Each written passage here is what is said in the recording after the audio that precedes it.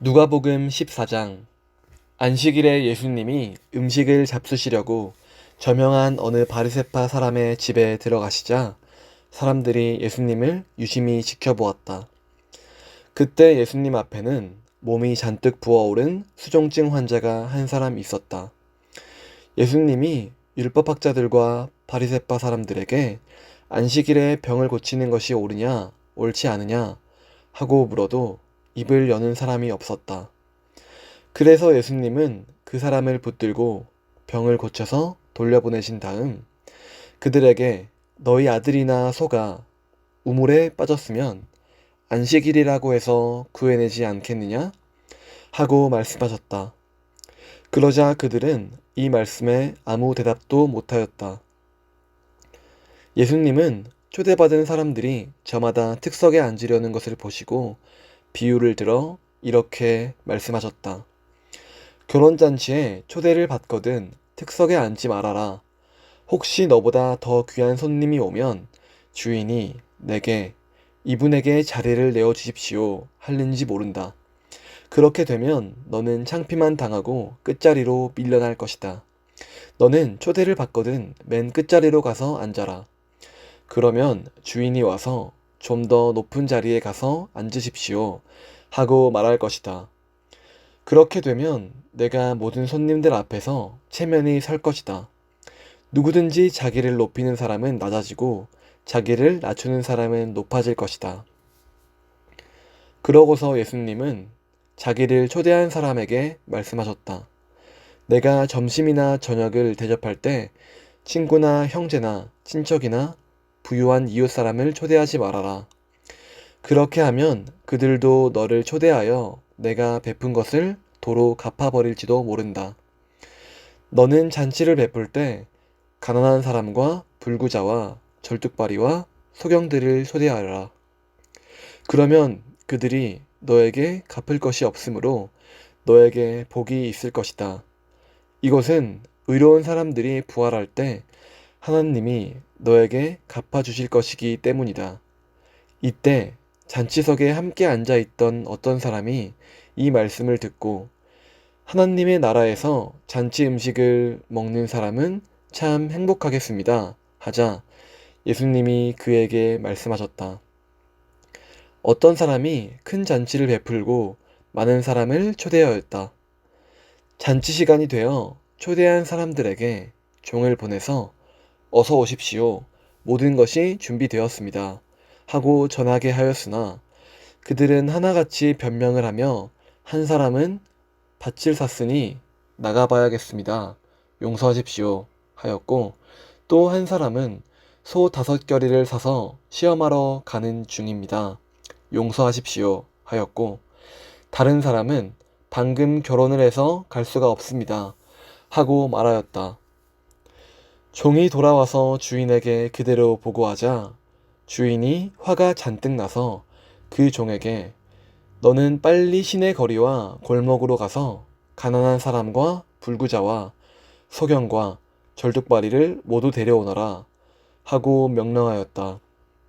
종이 주인에게 돌아와 주인님, 말씀대로 하였으나 아직도 자리가 남았습니다. 하자 주인은 그에게 너는 큰 길과 시내 변두리로 나가서 사람들을 억지로라도 데려와 내 집을 가득 채워라 하고 말하였다. 내가 분명히 말해두지만 먼저 초대받았던 그 사람들은 하나도 내 잔치를 맛보지 못할 것이다. 많은 군중이 예수님과 함께 갈 때 예수님이 그들을 향해 이렇게 말씀하셨다. 누구든지 내게 오는 자가 자기 부모와 아내와 자녀와 형제 자매, 심지어 자기 생명보다 나를 더 사랑하지 않으면 내 제자가 될 수 없다. 그리고 자기 십자가를 지고 나를 따르지 않는 사람도 내 제자가 될 수 없다. 너희 중에 누가 망대를 세우려 할 때 먼저 앉아서 그것을 완성할 만한 돈을 가졌는지 비용을 계산해 보지 않겠느냐? 만일 기초공사만 하고 완성하지 못하면 보는 사람들이 모두 이 사람이 시작만 해놓고 끝내지 못했군 하고 비웃을 것이다. 또 어느 왕이 다른 왕과 싸우러 갈 때 먼저 앉아 병력 10,000명으로 20,000명을 거느리고 오는 왕과 맞서 싸울 수 있을 것인지 생각해 보지 않겠느냐? 만일 당해낼 수 없으면 적이 아직 멀리 있을 때 사절단을 보내 평화 조약을 제의할 것이다. 이와 같이 너희 중에 누구든지 자기 소유를 다 버리지 않으면 내 제자가 될 수 없다. 소금은 좋은 것이지만 만일 소금이 그 맛을 잃으면 어떻게 다시 짜게 할 수 있겠느냐? 그것은 흙이나 거름에도 쓸모가 없어 내어 버린다. 귀 있는 사람은 잘 들어라. 15장. 많은 세무원과 죄인들이 예수님의 말씀을 들으려고 모여들었다. 그러나 바리새파 사람들과 율법학자들은 이 사람이 죄인들을 환영하고 함께 음식까지 먹는다 하고 토덜댔다. 그래서 예수님은 그들에게 비유를 들어 이렇게 말씀하셨다. 너희 중 어떤 사람에게 양 100마리가 있는데 그 가운데 한 마리를 잃으면 99마리를 들판에 두고 잃은 양을 찾아다니지 않겠느냐? 그러다가 찾으면 기뻐서 양을 어깨에 메고 집에 돌아와 친구들과 이웃 사람들을 불러 모으고 나와 함께 기뻐합시다. 잃은 내 양을 찾았습니다.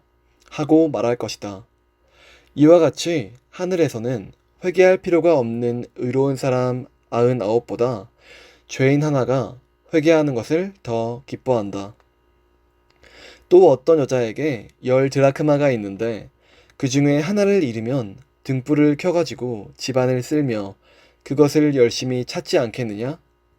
그러다가 찾으면 친구들과 이웃 사람들을 불러 모으고 나와 함께 기뻐합시다. 잃은 드라크마를 찾았습니다. 하고 말할 것이다. 이와 같이 죄인 하나가 회개하면 하나님의 천사들이 기뻐한다.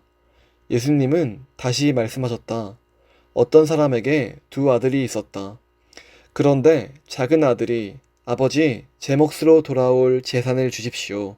하고 말하였다. 그래서 아버지는 재산을 갈라 2 아들에게 나누어 주었다. 며칠 후 작은 아들은 자기 재산을 다 정리하여 먼 나라로 가서 방탕한 생활을 하다가 재산을 모두 날려버렸다. 가진 것은 다 써버리고 그 나라에 심한 흉년까지 들어 비로소 굶주리게 되자 그는 하는 수 없이 그 나라의 어떤 시민에게 가서 몸부쳐 살게 되었는데 주인이 그를 들로 보내 돼지를 치게 하였다. 그는 너무도 배가 고파 돼지가 먹는 쥐엄나무 열매로 배를 채우려 했지만 그것마저 주는 사람이 없었다. 그제서야 그는 제정신이 들어 말하였다. 내 아버지의 집에는 양식이 풍부하여 많은 일꾼들이 먹고도 남는데 나는 여기서 굶어 죽는구나. 그렇다. 아버지에게 가서 이렇게 말씀드려야지. 아버지, 제가 하늘과 아버지께 죄를 지어 이젠 아버지의 아들이라고 할 자격도 없습니다. 다만 저를 일꾼의 하나로 써주십시오. 그러고서 그는 일어나 아버지에게 갔다. 그러나 아버지는 그가 멀리서 오고 있는 것을 보고 측은한 마음이 들어 달려가서 아들을 얼싸안고 입을 맞추었다. 그러자 아들은 아버지, 제가 하늘과 아버지께 죄를 지어 이젠 아버지의 아들이라고 할 자격도 없습니다. 다만 저를 일꾼의 하나로 써주십시오. 라고 하였다. 그런데도 아버지는 종들에게 이렇게 말씀하셨다. 어서 제일 좋은 옷을 내어다가 입히고 손가락에 반지를 끼우고 신발을 신겨라. 그리고 살진 송아지를 끌어와 잡아라. 우리 함께 먹고 즐기자. 나의 이 아들은 죽었다가 다시 살아났고 잃었다가 다시 찾았다. 그러자 그들은 즐기기 시작했다.